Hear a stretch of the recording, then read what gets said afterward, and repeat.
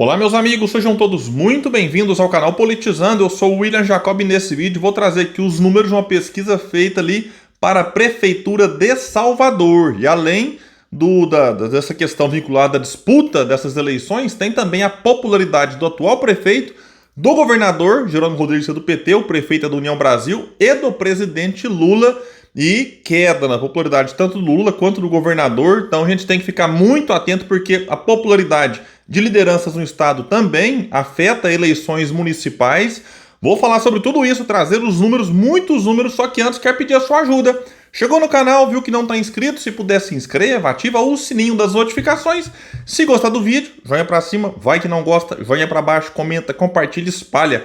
Vamos trazer mais pessoas para cá, porque aqui nós lutamos por um Brasil melhor, e espalhem esse vídeo, principalmente com quem mora em Salvador ou é da Bahia, está preocupado com o cenário lá da capital, ou também, não morando lá, quer saber como é que está a situação dessa que é uma das principais capitais do nosso país. Pessoal, a pesquisa aqui, ela traz números atualizados para a Prefeitura de Salvador na disputa agora para as eleições deste ano, e ela foi feita pelo Instituto Paraná Pesquisas, que ouviu 800 eleitores entre os dias 29 de maio e 3 de junho. E tem uma margem de erro de 3,5 pontos. E sempre que eu falo da Paraná, parece gente que fala: ah, William, essa pesquisa bolsonarista, olha a pesquisa da direita. Eu também critiquei ela no passado, só que a gente tem que reconhecer, a gente tem que ter, assim, a capacidade de, opa, eu suspeitei dela lá, só que nas eleições de 2022, ela acertou muito mais, por exemplo, do que o Datafolha, que é a pesquisa queridinha, que a Rede Globo, que jornais, não sei o quê. Então reconheçamos isso. Agora, isso aqui é o retrato deste momento. Semana que vem pode estar diferente. Nas eleições, então, com horário de televisão, com as alianças, quem vai ser o vice de um, quem vai ser o vice do outro, a influência do presidente no candidato dele, o presidente da República, se é que vai ali subir no palanque, porque pode ser que o Lula simplesmente fale: não, peraí, é aliado aqui, mas eu tenho aliado do outro lado, então vou ficar mais neutro para não criar nenhum tipo de animosidade entre os partidos. Pode acontecer, o governador vai influenciar, que tanto que influencia, o ex-prefeito. Eu vou trazer dados para vocês que mostram também como a influência do ex-presidente Bolsonaro pode ou não afetar os candidatos lá. Vamos começar aqui na pesquisa espontânea, que é quando o Instituto não fala nome de ninguém e o entrevistado responde quem ele quiser. Ninguém sabe ali, ou não respondeu, 51,9. Então você votaria, está indeciso ou simplesmente não quis responder, 51,9. Não votaria em ninguém, branco ou nulo, 11,3. E quando é para responder espontaneamente, o atual prefeito lidera, que é o Bruno Reis, que é do União Brasil, que tem a vice, que é a Ana Paula, que é do PDT. Ana Paula, que disputou como vice de Ciro Gomes em 2022.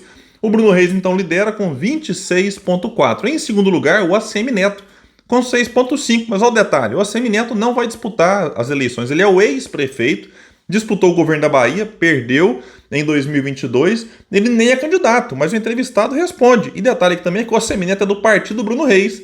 Então, nem se quisesse, teria como se candidatar. Mas o entrevistado, repito, responde espontaneamente o nome que vem na cabeça, e o ACM Neto ficou aqui em segundo lugar. Geraldo Júnior, que é o vice-governador, é do MDB, tem 2,6, depois aqui candidatos com menos de 1%. Agora vamos aqui na estimulada. Começando aqui com o Bruno Reis, que lidera disparado, 64% das intenções de voto se as eleições fossem hoje. Então, Bruno Reis tem tudo para ser reeleito. E no Brasil, pessoal, quando você tem uma gestão, independente se você é prefeito, governador ou presidente, que é aprovada pela maioria, fica muito mais fácil você se reeleger. E eu vou trazer dados para vocês que mostram Bruno Reis com aprovação altíssima. Então, no Brasil, quem tenta a reeleição, tendo uma boa aprovação no primeiro mandato, tem grandes chances de continuar no cargo. É o que deve acontecer com Bruno Reis lá em Salvador. Em segundo lugar, bem distante, Geraldo Júnior, que está com 11%. Geraldo Júnior é do MDB, deve ter o apoio lá do PT, a aliança, o PT faz parte da aliança dele. MDB na Bahia, que é o partido daquela figuraça, o tal do Gedel Vieira Lima, lembra? Daquele que foi preso com 51 milhões, que estavam lá em dinheiro vivo nas malas. Pois é, do MDB tá solto, vira e mexe aparece em algum evento do MDB, e é do partido aqui do Geraldo Júnior que aparece com 11%. O Kleber Rosa é do PSOL com 3,8%, Victor Marinho com 3,3%. Agora, vamos trazer aqui para vocês verem como é que está a situação dessa mesma pesquisa em relação aos cenários anteriores. O Bruno Reis, ele vem crescendo, ele tinha 62,3 na última, que foi feita em março, e agora 64. O Geraldo Júnior já estava numa situação difícil e caiu, ele tinha 13,8, agora aparece com 11%. O Kleber Rosa cresceu de 2,8 para 3,8, Victor Marinho apareceu só agora com 3,3. O Geraldo Júnior tem condições de melhorar os seus números? Tem, e eu acho que vai. Na medida em que as eleições se aproximarem, que o governador de estado, que não está muito bem avaliado, declarar o seu apoio.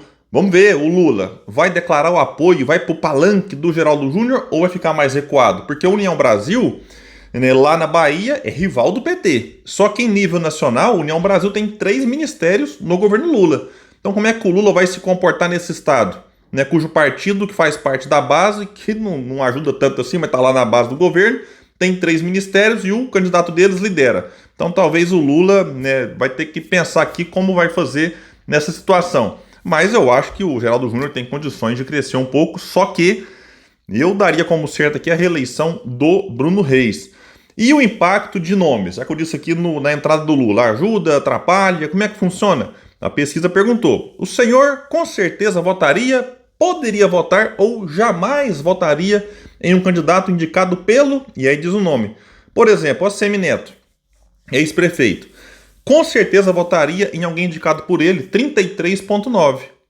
E jamais votaria 24,3. Então a gente repara aqui que, né, quando o Assemineto declara o apoio, mais gente votaria com certeza do que jamais votaria. Agora o Lula 32% diz que votaria com certeza num candidato indicado por ele. Então talvez está aqui né, não vou nem dizer o teto, porque eu poderia votar também, está de 29,4, mas está aqui um percentual, talvez, de eleitores fiéis. Falou, opa, aqui quem o Lula pôr a mão eu voto. Só que detalhe, 35,9 diz que jamais votaria em alguém indicado pelo Lula. Então tem mais gente que rejeita candidato do Lula do que aprova.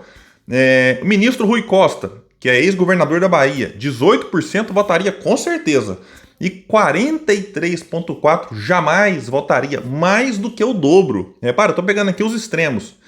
A gente vê que a popularidade do Rui Costa por lá não tá nada boa, hein? E ele vai apoiar quem lá? O Geraldo Júnior. Então não sei se é uma boa estratégia para o Geraldo Júnior vincular a sua imagem ao do ex-governador.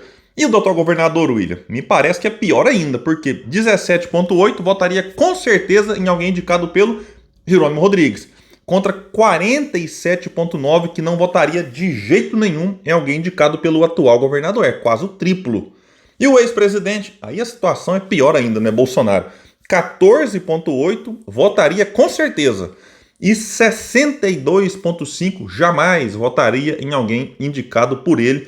Dá mais do que 4 vezes aqui o índice de aprovação, digamos assim. Então, situação, né, delicada aqui, e certamente ele não vai aparecer por lá para apoiar ninguém, já que o seu apoio pode prejudicar. Agora, a atual administração, vamos ver aqui, né? O Bruno Reis, ele tem a gestão aprovada por 74,1%. Era 72,1%. Então ele melhorou esse índice, que já era muito bom em março, melhorou ainda e está aprovado por 74,1% e 21,9% desaprova.